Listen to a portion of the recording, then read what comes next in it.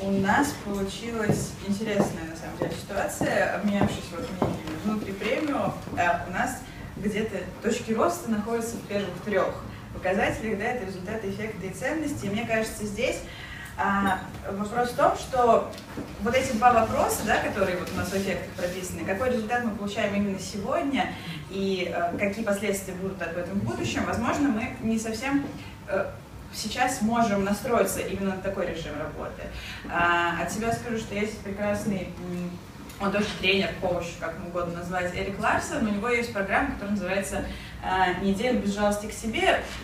Методика очень простая, вы ставите цели, и каждый день к этой цели потихонечку идете.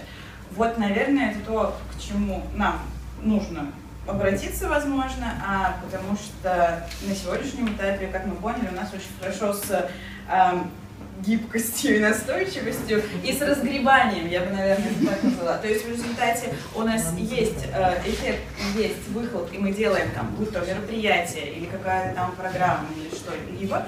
У нас есть результат, у нас есть хорошие фидбэки после этого, но очень часто это достигается при помощи, это называется психология русский рывок, по-моему, да, когда вот у нас есть, как правильно Дарья уже говорила, да, когда мы видим эти берега, мы видим дедлайн и понимаем, что сейчас все будет, сейчас мы все спасем.